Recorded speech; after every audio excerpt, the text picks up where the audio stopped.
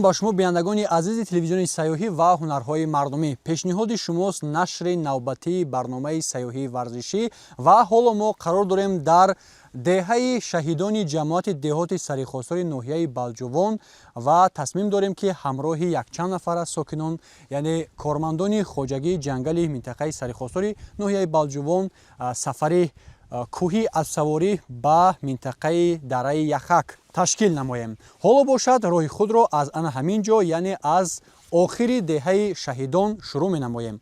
یادآور میشیم که حالا ما در بلندی تقریبا 1500 متر از سطح بحر قرار داریم. می رویم.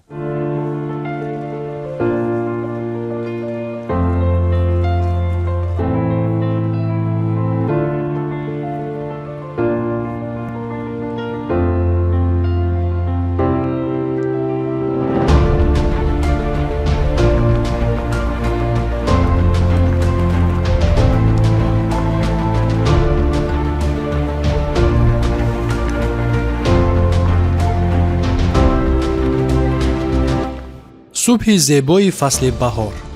همین طور در بلندی دهه شهیدان جماعت دهات سریخواستار در قلب ناحیه بلجوان برنامه سیاحی ورزشی با هیجان و شوق زیاد آغاز شد. خط سیر امروزه ما مخصوص برای دوستداران سیاحت و اسب‌سواری، سیاحی فعال و ورزش تحریزی شده است. خواجگی جنگل سریخواستار با مساحت زیاده از 6000 هکتار زمین کوهستانی، جنگل سرسبز و حیوانات وحشی یکی از گنجینه‌های اساسی طبیعت تاجیکستان به حساب می‌رود. اینجا مکانی ایدئالی برای ورزش اسب‌سواری، پیاده‌گردی و آموزش حدودهای دشوارگذار است. اسب‌ها با قدم‌های استوار از بالاتر دهه شهیدان حرکت کردند. هوای بهاری سلخن و پاکیزه بود و در هر نفس نوبتی آن به روح و تن قوت نو می‌بخشید. از دور قله‌های برفپوش کوه‌های بلجوان نمایان می‌شدند، سفید و بلند. راه تدریجاً به طرف منطقه ارچه‌زار کج شد. ارچه‌های قدیمی و جوان و گل و گیاه‌ها هوا را با بوی تازه خود معطر کرده بودند. این قسمت راه برای ما اسب‌سواران یک نمود ورزش بود. حرکت معتدل قوه پایه‌ها و میان را تحکیم می‌بخشند. من بعد راه توسط سنگاب و قطقط دریای سفیدک ادامه یافت. آب سفیدتاب و خنک دریا میان سنگ‌ها همواره موج زده صدای موسیقی طبیعت را ایجاد می‌کرد. این قسمت از جهت ورزشی دشواری داشت، زیرا اسب‌ها باید بی‌شتاب با احتیاط قدم می‌زدند. این حرکت‌ها همچون آموزش نگهداری موازنت و قوه جسمانی فایده بخشند.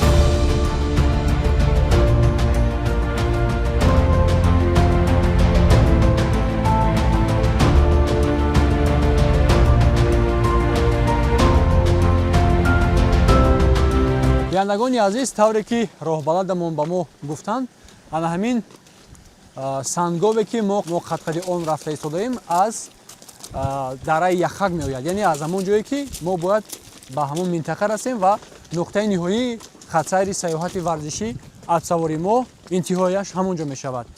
و حالا باشد سوالی داشتیم که همین آب آیا سرگاهش همین دره یخک می باشد؟ سرگاهش همین، بله. مثال ما در همین خواجگی جنگل زمینایی که رفته ایستیم مساحت همین آب دره یخک و 1.5 کیلومتر سرحد همی است.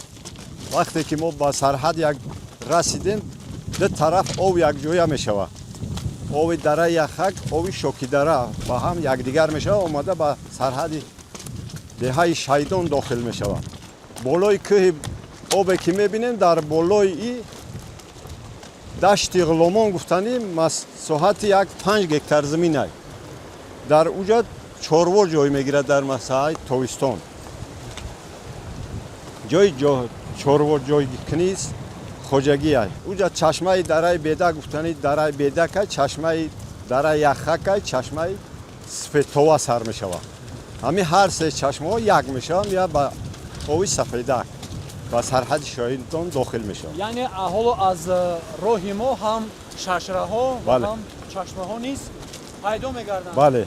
امروز حالا از پای که ما با آنها سیاحت خود را آغاز کردیم و ادامه داده ایستادیم، آیا اسب‌های محلی میباشند و برای کارهای صحرایی استفاده میشود یا اینکه برای بوزکشی و چواندازی هم استفاده میشود این اسب‌ها؟ این اسبای موس موسمی کار شد مثال کار میکنیم با وقتی که جو میتیم مثال در زمستون برای بزکشی مونای حاضر در موسم برای همین ادیرگردی با کار میفرمونیم. اینها اسب‌های محلی اند. اسبای محلی هم خوجگی جنگل اند. بسیار خوب. آیا امکان هست نفرانی که خواهشمند میشوند این سیاحانی که میخواهند که به منطقه سریخسرو به جماعت دهات سریخسرو به دهه شهیدان بیایند و سیاحت داشته باشند این منطقه ها را از نزدیک ببینند با آنها چنین سیاحت خطر تشکیل کنید با اسب‌ها؟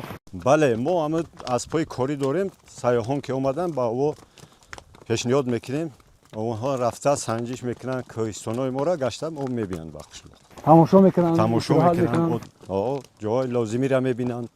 علاقه چنین تجربه دارید شما مثلا بله اون داریم. سیاح‌ها آمدگی هستند استفاده بردگی هستند استفاده کردگیم دادگیم اسبا با طرف های دهدشت یکتو خورشه اسبا ما را سوار شده رفتگی آمدگی.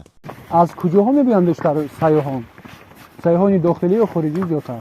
اگه سیاحای خارجی داخلی میان ماشین قطعی مثال از سیاحای خارجی آمدن ده حیوان اسبا را میتیم شو.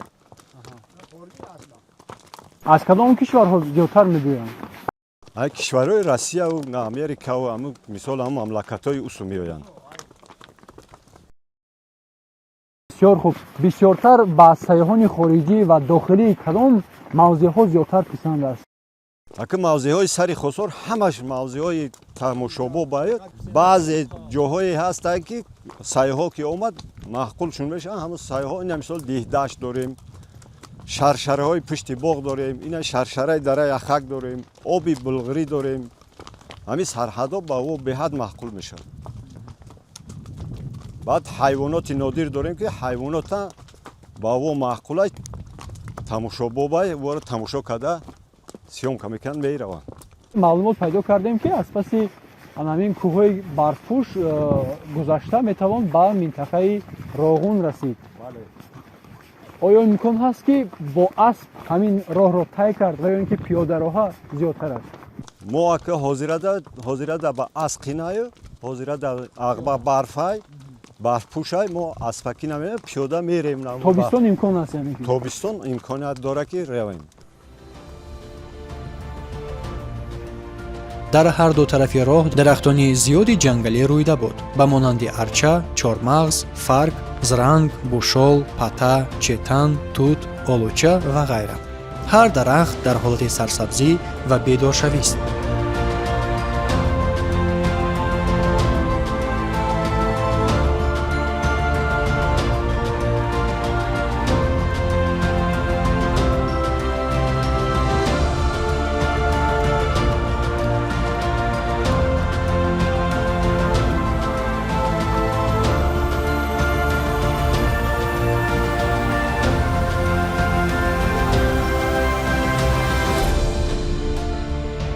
пас аз соате роҳ ба болои теппа оғоз шуд ва мо то рафт ба болотар ҳаракат мекардем.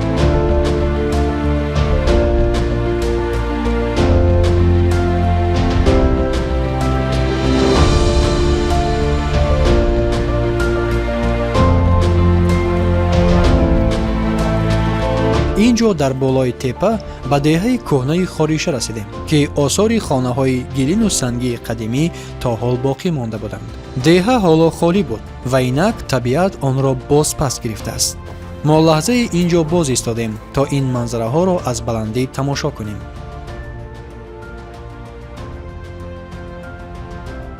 аҷаб манзараи зебо! ин ҳамон кӯҳи сафеде аст ки аз пасаш нергоҳи барқи оби роғун мебошад. аминтавр ҳоло метавонед бигӯед ки ҳоло дар кадом минтақа мо қарор дорем? дар минтақаи қишлоқи хорша ҳамин хонаҳое ки шумо мебинед чордиҳолаи ҳаста хона ҳамин вақта одамо зиндагӣ мекарданд дар ҷо қишлоқ буд. то кадом сол?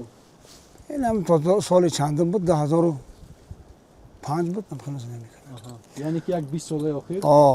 баъд бале барои вақти одамо бисёр одаме омад буданд аз ноҳияи фархор московский бисёр баргаштаду. ин ҷо кадом намуд дарахтони мевадиҳанда ҳастанд? чормағз اولیچه بندک، توت، خب گلوس، بادام، زلول.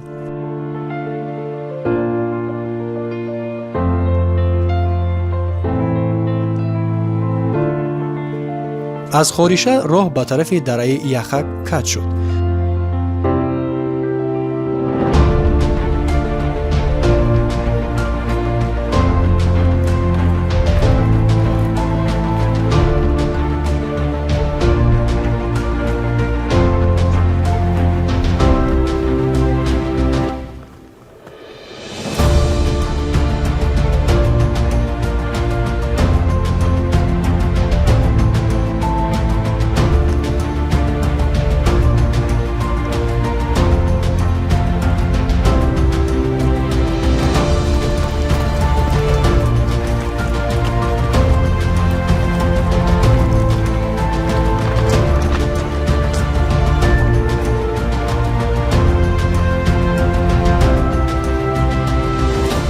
پس از 3 کیلومتر راهی پستی و بلند که برای ما از سواران مشق جسمانی بود، گروه به دروازه دره رسیدیم.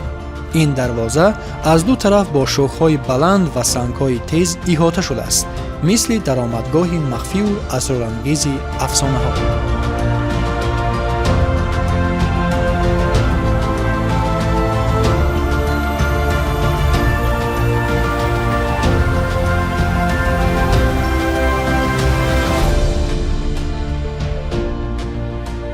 چند مازر این شوخ بزرگ ایستاده با عکس و نوارگیری مشغول شدیم که واقعا هر بیننده را بی‌طرف گذاشتن نمیتوانست.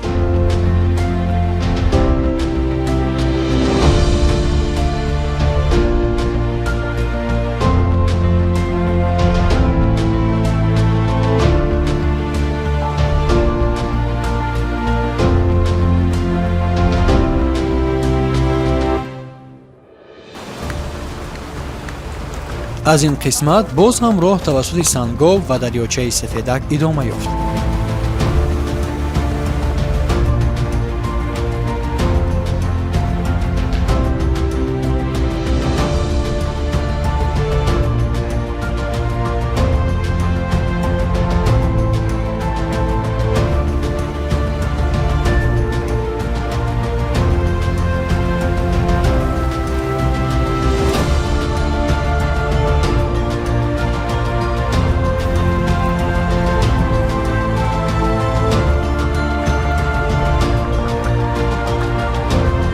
در منطقه ارچه‌زاری نوبتی اسب‌ها طویله کرده شدند. اسب‌های ما پس از راهی طولانی اینک آرام گرفتند و علف تر و تازه بهاری حالا خوراک آنها بود.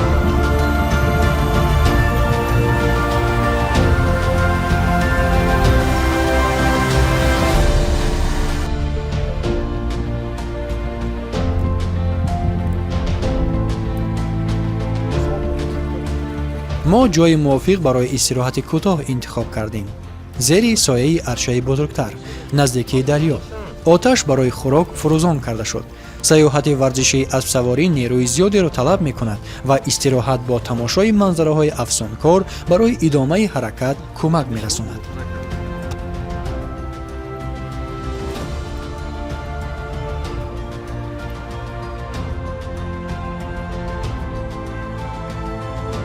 پس از کمی استراحت قرار دادیم که من بعد پای پیاده راه را تا به بالاتری دره ادامه دهیم. تا به سلسله شرشره‌های دره یخک همگی 1 کیلومتر راهی پیاده‌گردی است. این قسمت از جهت ورزشی خیلی جالب و دشوار می باشد. راه توسط سنگاب و قطقه دریا می گذرد. پیاده‌گردی در این حدودها برای مستحکم کردن ستون مهره، پایها و سیستم نفس‌کشی بهترین ورزش است. هر 100 متر باعث کشف نوی می گردید. گل و گیاهای رنگارنگ از جمله راو، راشک، چکوری، خوج، پیاز انزور، کراوچک، بوغما، چهیر، شبیت، تاران و اینچنین حشرات و پرنده های کوهی.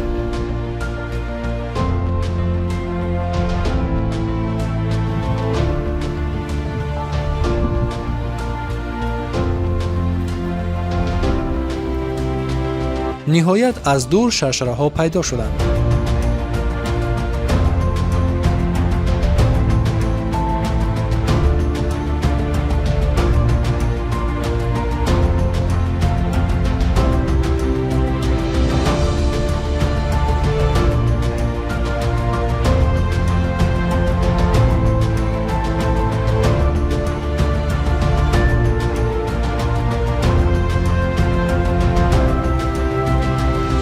биёндагони азиз, ҳамин тавр пас аз тай кардани боз 2 километри дигар мо расидем ба назди шашраҳои дараи яхаки ҷамоати деҳоти сарихосори ноҳияи Балҷувон. ва ногуфта намонад ки ин минтақаро мо хеле сарсабзу шукуфон дарёфтем, пур аз гулу гиёҳҳо, пур аз гиёҳҳои албатта баҳорӣ, аз ҷумла торон, рошак, чикирӣ ва ғайраву ғайраҳо. ҷазобияти ин минтақа ҳар сайёҳи дохилию хориҷиро бешубҳа ба худ ҷалб мекунад ва мо ҳам биёндагони азиз ба шумо тавсия медиҳем ки ҳатман дар оянда азми сафар дошта бошед ба ин минтақаи воқеан ҳам дилфиребу ҷаззоби гӯшаи диёр.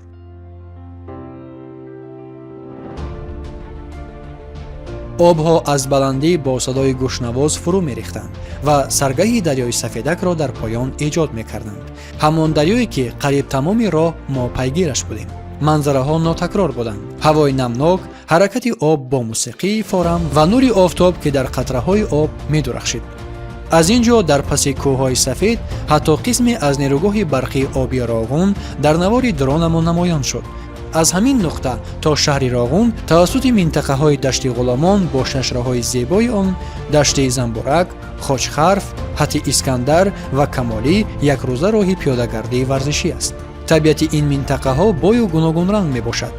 ҷангали бой, даштҳои васеъ, чашмаҳои шифобахш ва ҳайвоноти гуногун ба монанди хирс, хук, харгӯш, ҷайра, гург, бузи кӯҳӣ, рӯбоҳ ва қашқалдон. онҳо камёб дида мешаванд, аммо ҳузури онҳо эҳсоси ҳаяҷон ва ҳифзи табиатро афзоиш медиҳад. пас аз тамошои шаршараҳо ва лаззат бурдан аз манзараҳои дилфириби дараи яхак мо баргаштем.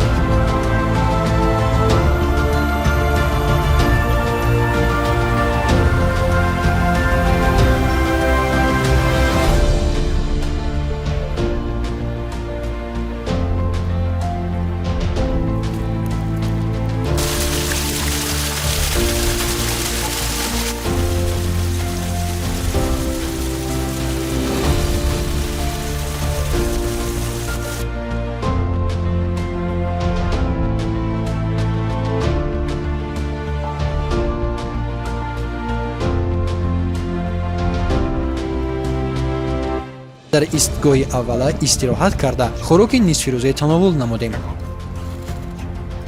дар наздикии деҳаи кӯҳнаи Хориша дар роҳи бозгашт мо бо як мӯйсафеди 86 сола вохӯрдем. Қурбон Мақсудов зодаи ҳамин диёр асту то ҳол нерӯмандона ба чорводорӣ ва боғдорӣ машғул аст.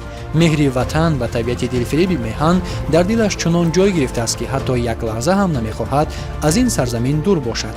ӯ ҳанӯз ҳам дар ҳамин кӯҳҳо рӯз мегузаронад ва ҳар рӯзро ғайратмандона бо ҳифзи табиат сипарӣ мекунад. мо аз вохӯрӣ бо ин пирамард илҳоми нав гирифтем. در زمانش اینجا نوعی انداماندن تمام جا ایجادا خلق تمام جا همینجا می اومد که هم او بخیرم این وطن موجش دا برفتم. بعد موجش سال 60 گشت اومدیم. ما برای همین خیلی اومدم که ما در گلاکی هم مملکت این پولی میگردی وطن در زمان گدا بدیم این همه روشاک چکره علافه بیشتر نده وطن از این بعد میگشتیم تماشا کرده دور گذشته اگر چک کاگی خیلی اکبر چی میگن خرسانی زندگیم درجه تعداد رفتم جلو همجا در خوم میبینم خوم ده همجا در خوم میبینم گریه میکنم هم تعداد فقط خوم میدم میگرسم اما جامم یواش هوام شکست گه خون میمیگه اینجا توت دارم اینجا انگور دارم اینجا سیب دارم اینجا جورا انا توقع چی دارم سری نیویورک کردم خیلی کردم چی میگن امروز دارم هر خیلی نیو لایسته میروی ای نظرم یاد کنم یا نکنم این دلی غمزه در شاد کنم یا نکنم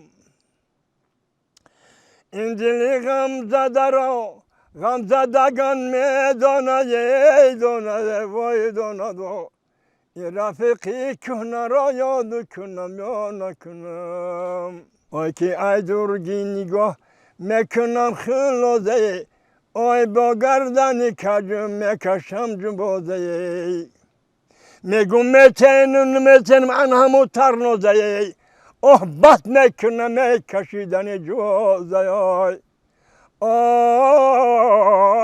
غریبی. این یک روز ناتکرار در برنامه سیاحی ورزشی بود.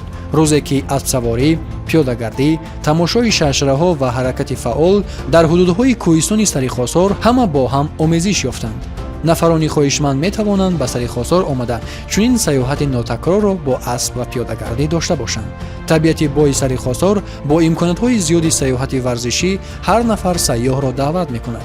بیایید این گنجینه طبیعت را همچون میدان سیاحت و استراحت، ورزش و فراغت و هیجان کشف کنیم.